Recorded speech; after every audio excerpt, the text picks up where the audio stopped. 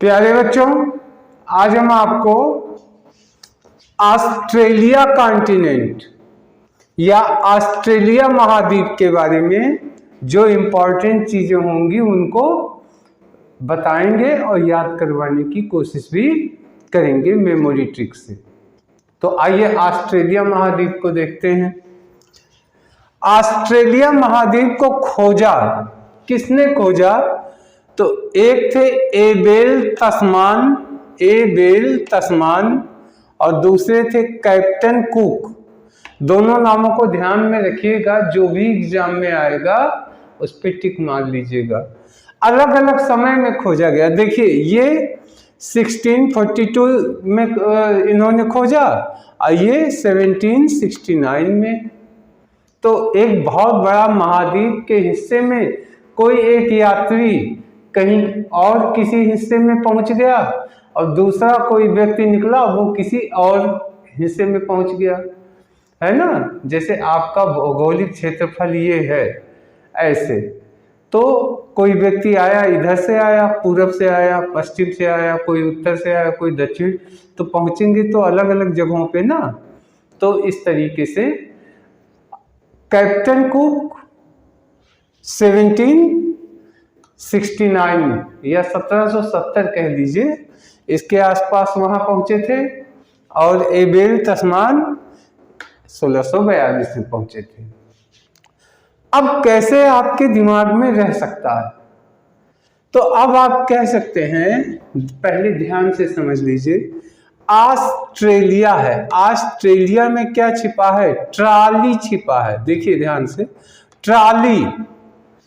तो कल्पना कीजिए एक ऐसा जगह जहां पे ट्रॉली चलती हैं, ट्रॉलियां चलती हैं। अब आप ट्रॉलियां समझ गए होंगे, इससे बन जाएगा ऑस्ट्रेलिया। तो ये ट्रॉलियां चलती हैं।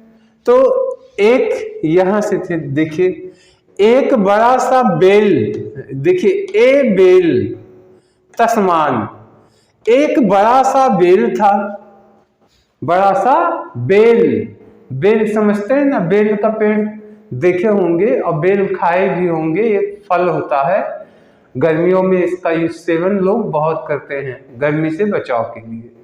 तो कल्पना कीजिए एक बड़ा सा बेल का पेड़ था, उसके नीचे एक कुक थे, कैप्टन कुक। तो कुक से आप जानते हैं कुक कौन है? बनाने वाला। तो बेल के पेड़ के नीचे क्या बनाते थे? कुक थे, जो भोजन बनाते थे और फिर ट्रॉली में लाद के उसको घुमाते थे। तो ट्रॉली से ऑस्ट्रेलिया और बेल से एबेल हो गया। तो एबेल जहां आएगा तो एबेल तस्मानी अपने आप दिमाग में आ जाएगा, और कुक आएगा तो कैप्टन कुक आ जाएगा। आपको अगर सवाल आते हैं तो 4 ऑप्शन दिए रहेंगे, ऑप्शन पे टिक मारना रहेगा। तो जरा सा आप ध्यान दीजिए, एक कुक थे तो कैप्टन कुक जहां लिखा रहेगा आप टिक मार दीजिए। तो इस तरीके से एक कैप्टन कुक और एबेल तस्मानी, ये तस्मान, इन्होंने ऑस्ट्रेलिया महाद्वीप को खोजा। अब ऑस्ट्रेलिया महाद्वीप में कुल कितने देश हैं? 22 देश हैं। 22 यानी 22 देश इस महाद्वीप में हैं, छोटे छोटे। अब देखिए, ये ऑस्ट्रेलिया महाद्वीप के बारे में बता रहा हूं कि आमतौर पे सबसे छोटा महाद्वीप है ये। अभी देखिए, ऑस्ट्रेलिया के मूल निवासियों को क्या कहते हैं? एबोरिजिन्स कहते हैं, एबोरिजिन्स। अब कैसे याद कर सकते हैं? ध्यान से देखिएगा, आप जरा सा पॉइंट करिए, आपको 100% दिमाग में बैठ जाएगा। देखिए, ऑस्ट्रेलिया है तो कल्पना कीजिए ऑस्ट्रेलिया के लोग क्या करते होंगे? ट्रॉली खींचते होंगे, तभी तो ट्रॉलिया बना, ऑस्ट्रेलिया बना। अब वहां के निवासी उनको क्या कहते हैं? देखिए, एबोरिजिन्स। तो यहां से बो और ये ऊपर रा है, देखिए रा। तो वो लोग कह दीजिए वहां के मूल निवासी क्या हो करते हैं, ऐसे कल्पना कीजिए कि वहां के मूल निवासी बोरे का जीन्स पहनते हैं। देखिए ये हो गया जीन्स, इसकी कल्पना जीन्स से करिए, आप लोग भी पहनते हैं जीन्स। और वहां के लोग किसके पहनते हैं, बोरे जीन्स, ए बोर जीन्स, तो कर लीजिए बोरे का जीन्स। तो इस तरीके से आपके दिमाग में बैठ जाएगा। ऑस्ट्रेलिया में ट्राली खींचते हैं, इसलिए वो क्या पहनते हैं, बोरे का जीन्स पहनते हैं। तो जैसे बोरे का जीन्स मतलब बोर जीन्स, यानी a born genius, on the spot तुरंत दिमाग में बैठ जाएगा। ए बोर जीन्स वहां के मूल निवासी उनको कहते हैं। अब आ जाइए आगे बढ़े। ऑस्ट्रेलिया महाद्वीप की मुख्य पर्वत श्रृंखला क्या है, ग्रेट डिवाइडिंग रेंज कहते हैं। तो जैसे हमारे यहाँ हमारा हिमालय है, हिमालय इस पार भारत और उस पार चाइना को बांट देता है। इसी तरीके से इन लोगों ने अपने जो मुख्य पर्वत श्रृंखला है इसका नाम दिया है क्या, ग्रेट डिवाइडिंग रेंज। तो ये कौन सा है, ग्रेट डिवाइडिंग रेंज, यानी बांटने वाला रेंज है। ये पर्वत श्रृंखला क्या कर देता है, बांट देता है, तो ग्रेट डिवाइडिंग रेंज कहते हैं इसको। अब देखिए विश्व विख्यात सोने की खान, देखिए सोने की खान वहां पे है, मुख्य रूप से ऑस्ट्रेलिया महाद्वीप में सोने की खान, इसको कहते हैं कालगुरली और कूल गार्डी, कालगुरली और कूल गार्डी। तो इसको कैसे याद कर सकते हैं, इसको कैसे याद करेंगे, देखिए बहुत आसान है। ऑस्ट्रेलिया का, ऑस्ट्रेलिया में ट्राली ढोते हैं और वे पहुंच गए सोने की खान पे, सोने की खान, यहां लिखिए कालगुरली, तो कर लीजिए कॉल गर्ल, यानी कॉल गर्ल जिनको कॉल करके बुलाया जा सकता है। तो वो कॉल गर्ल आती हैं तो वो क्या पहनती हैं, सोने की ढेर सारी ज्वेलरी पहनती हैं। तो कॉल गर्ल से क्या याद आ जाएगा, अब कल्पना कीजिए कि गर्ल आती हैं, आप किसी काम के लिए बुलाए, कॉल किया, गर्ल आई, तो आपने देखा कि पूरा सोने से लदी हुई है, तो हो गया सोने की खान, तो क्या बन गया, कालगुरली। और उन कालगुरली के सोने की रक्षा करने के लिए वहां पे क्या है, कूल गार्डी, तो इसमें से निकाल लीजिए गार्ड, कूल गार्ड, ढेर सारे गार्ड हैं जिससे कोई उनका सोना लूट ना पाए। तो इस तरीके से ऑस्ट्रेलिया के सोने की जो खान है, पहला क्या हो गया, कालगुरली, तो कालगर्ल वो आई तो सोना खूब पहनी थी, तो उसकी रक्षा के लिए कौन थे, कूल गार्ड, यानी ढेर सारे गार्ड थे जो बहुत ही कूल माइंड के थे। तो कूल गार्डी और कालगुरली, ये दोनों जो है क्या है, सोने की मुख्य खाने हैं। अब देखिए मैरिनो ऊन, मैरिनो ऊन का ये प्रमुख उत्पादक है, विश्व प्रसिद्ध ये ऊन है, सबसे ज्यादा मात्रा में ये ऊन उत्पादन करता है ऑस्ट्रेलिया और पूरे विश्व में निर्यात करता है। और कौन सा ऊन, मैरिनो ऊन का ये प्रमुख उत्पादक है। अब इसको कैसे याद कर सकते हैं, बहुत आसान है, कह दीजिए कि ऑस्ट्रेलिया वाले ट्राली में भर के मैरून कलर का ऊन बेचते हैं। मैरून कलर जब आप पहनेंगे तो आपको अच्छा लगेगा, मैरून कलर का स्वेटर पहनेंगे तो कल्पना कीजिए मैरून कलर का ऊन बेचते हैं, तो उसी ऊन से स्वेटर बनेगा। इस तरीके से मैरिनो ऊन का प्रमुख उत्पादक है। और वहां पे जो अब आप जानते हैं ये ऊन किससे निकलता है, तो भेड़ों से निकलता है।